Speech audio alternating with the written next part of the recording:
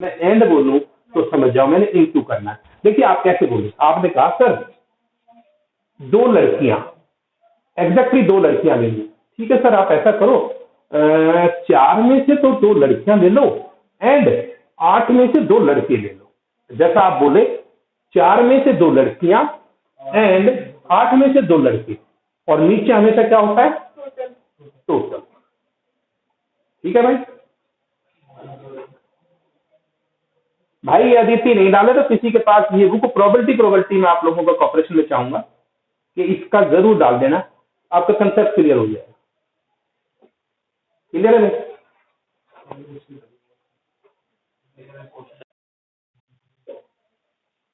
बेटा ए intersection B का मतलब दोनों बातें हों, यानी कि इसमें भी थी, इसमें कम से कम एक लड़की थी, उसमें क्या था 2 लड़की 2 लड़के वाला केस था, और 2 girl in the connective B में है, तो कॉमन क्या आया 2 गर्ल वाला केस। तो 2 गर्ल मतलब 4 में से 2 लड़कियां, 4 लड़कियों में से 2 एंड 8 लड़कों में से 2। भाई बाकी 2 तो लड़के लोगे, जब 4 में से 2 लड़कियां लेगी तो सिलेक्शन तो 4 का होना कमेटी में। ठीक है, अब आपसे पूछा क्या बताओ मुझे, what is probability, calculate the probability that there are exactly 2 girls on the committee. आपसे पूछा है कि कमेटी में एग्जैक्टली 2 गर्ल हैं, व्हाट इज प्रोबेबिलिटी, ये गिवन दैट नीचे जाएगा, गिवन दैट का मतलब इफ है, कंडीशन लगा है। तो P A intersection B upon P A. Clear है सर? वैसे ये तो इंटरसेक्शन होगा, लेकिन अगर सिर्फ पी की प्रोबेबिलिटी निकालने को भी तो ऐसे ही निकलेगी। किसकी? पी डी की। हाँ तो पी की सेम हो सकती है, उससे थोड़ा फर्क। हाँ बेटा इसका एक 14 क्वेश्चन मैंने और समझाना है, लेकिन अगर मैं 14 से समझाऊंगा तो 14 पे टाइम खराब हो जाएगा, और अगर मैं 14 से नहीं समझाऊंगा तो अगली एक्सरसाइज 10 मिनट में सारी करवा तो ना मैं आप लोगों को आगे का काम दूंगा। ठीक है, मैं बीच में एक आधे क्वेश्चन का ऐसे छोड़ के आगे जाऊंगा, फिर पीछे आ जाऊंगा। देखो बेटा, जो एक्सरसाइज हमने अभी कराई है इस पर ही बेस्ड एक्सरसाइज है ये, लेकिन समझ आ गई।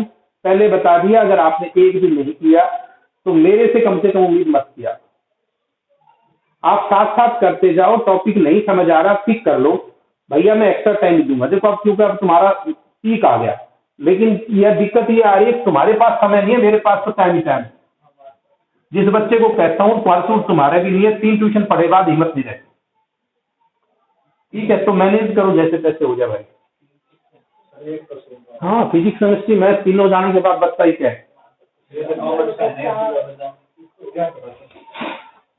इसको क्या पता। हाँ बेटा सुनो लिखो बस भाई, मल्टीप्लीकेटिव, बस भाई multiplicative law of probability for dependent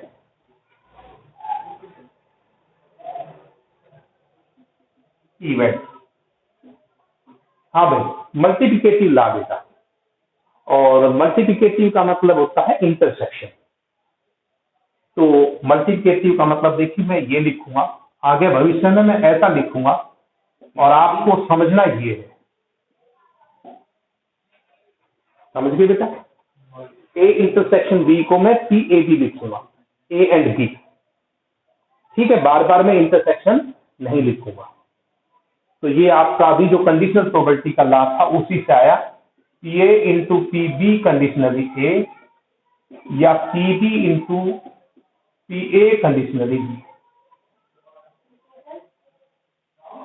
भाई अभी तो आपका लॉ था, उसमें ए इंटरसेक्शन बी निकाला है, वो नीचे से क्रॉस प्रोडक्ट हो गया, ये आया निकिता समझ। ठीक है,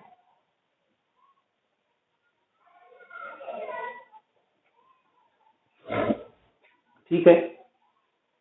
और अगर 3 इवेंट हो बेटा एबीसी, तो पी ए पहला इवेंट मान ले पहले हुआ हो, दूसरे की प्रोबेबिलिटी पहला कंडीशन लगा जाएगा इसके पास होगा, तो तीसरे की प्रोबेबिलिटी दोनों कंडीशन लगा जाएंगे। इसका मतलब समझिए, अगर आपको पी ए बी से निकालना है, पी अगर आपको पी ए बी सी निकालना है तो आप कैसे करेंगे? आप जैसे बोलेंगे वैसे करते जाइए। आप कहेंगे सर पहला इवेंट एंड दूसरा इवेंट, लेकिन दूसरा होगा उसके ऊपर पहले वाला इवेंट हो चुका होगा, वो कंडीशन लगाएगा, तो बी कंडीशनली ए।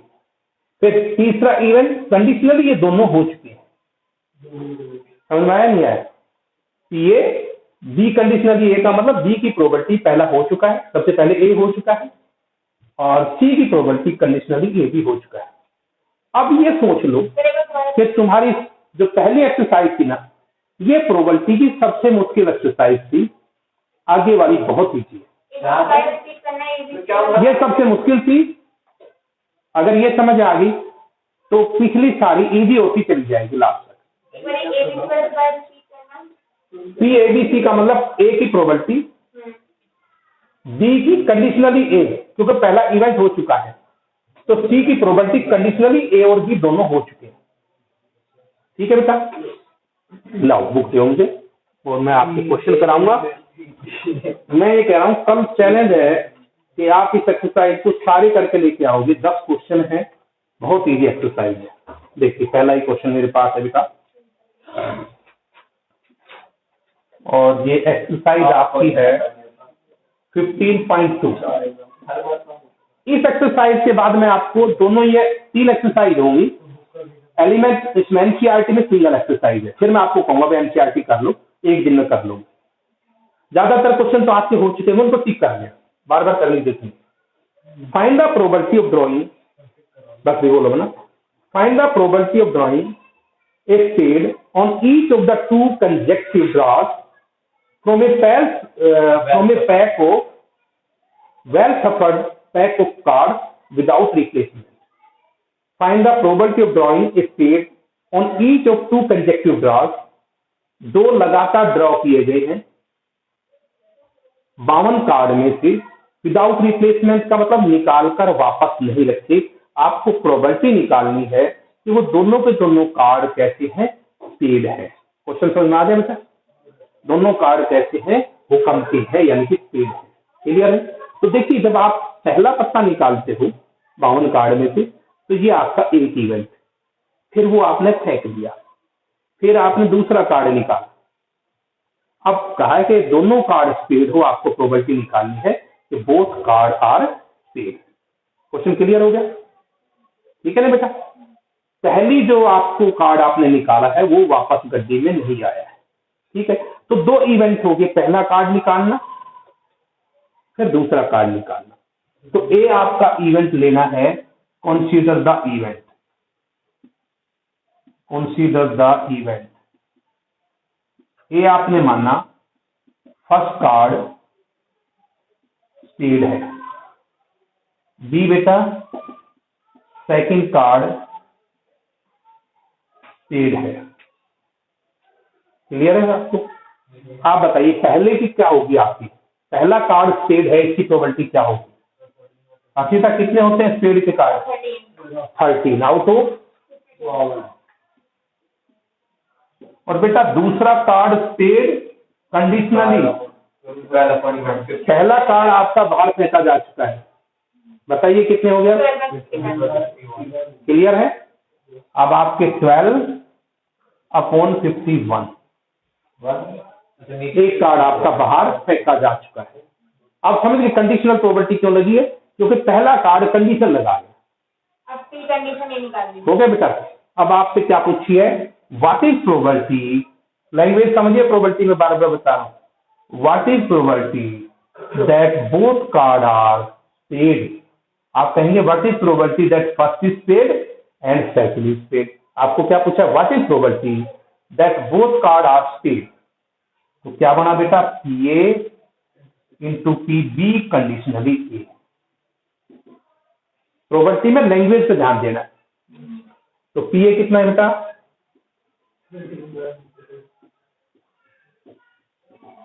क्लियर है?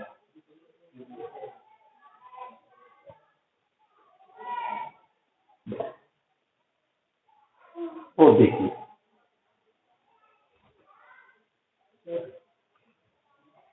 कितना टाइम हो गया? 55 हो गए। 5 मिनट पहले निकल जाया कर, वीडियो होती है देख लिया कर, अगले दिन आके पूछूंगा। नेक्स्ट देखो, कोई बात नहीं बेटा। अब मैं ले रहा हूं 5वां क्वेश्चन, सीधा लिया है मैंने, 2 के केस तो से। तीसरा है 3 balls are drawn successively from a pack of from a box containing 6 red, 4 white and 5 blue balls. Find the probability that these are in order red, white and blue. मैंने सीधे से 3 क्वेश्चन बीच में छोड़ते हैं, ठीक है। आप करेंगे इजीली हो जाएगा, नहीं हो तो मेरे से अगले भी पूछो। फोटो ले ली जी।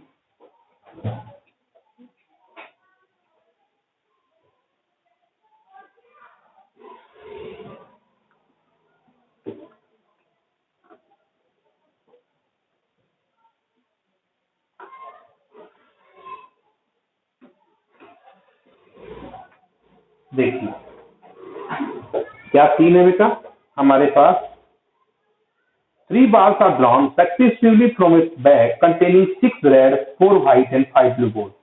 बेटा 6 रेड बॉल है,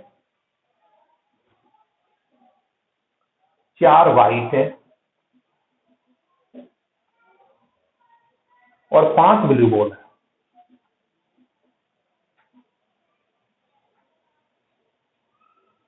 3 बाल गिराई गई है बेटा, ठीक है। सक्सेसिवली का मतलब एक एक करके,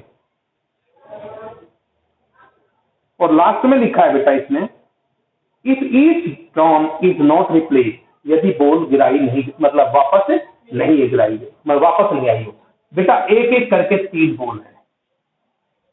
आपको प्रोबेबिलिटी निकालनी है कि सबसे पहली कौन सी है, पहली रेड है, दूसरी व्हाइट है। पहली रेड है, दूसरी व्हाइट है और तीसरी कैसी है, ब्लू है।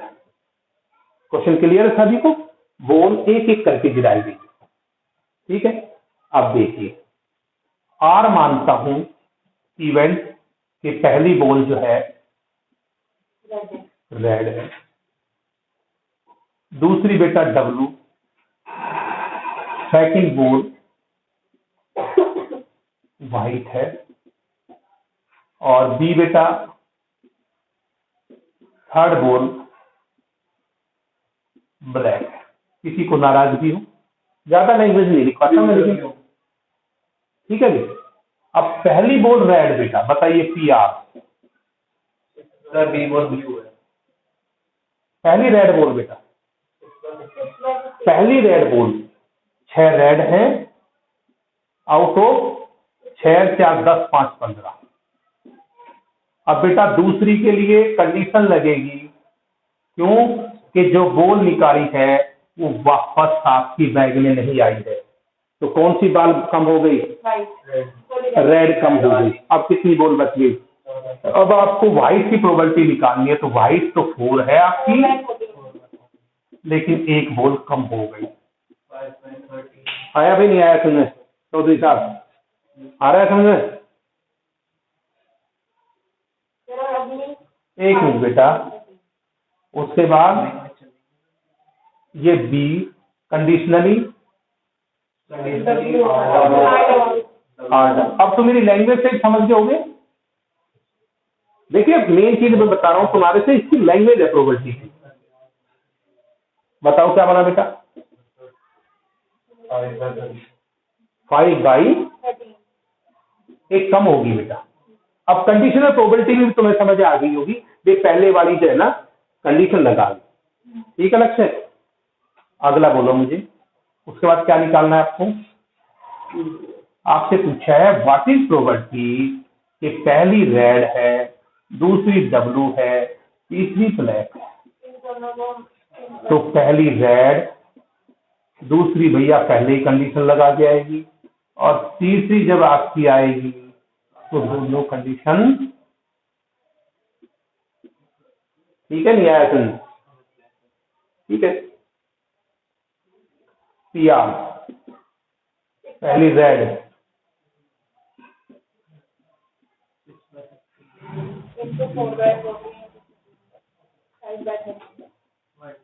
समझ आ गया कि नहीं आया? ये एक्सरसाइज में बस ये सोचो 3 बॉल एक एक करके गिराई तो 3 इवेंट होंगे। हाँ जी, अगर ऐसा बताया तो फर्स्ट बॉल रेड है, सेकंड ब्लू है, ऐसा बताया तो फिर कॉम्बिनेशन भी लग सकता है, ऐसा ना बताया।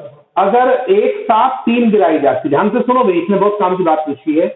अगर ये बॉल एक एक करके ना गिराई जाती तो फिर आप निकालते 6 4 10 5 15 C3 कॉम्बिनेशन का कंसेप्ट लागू होता यदि ये एक साथ गिराई जाती। समझ में आ गया?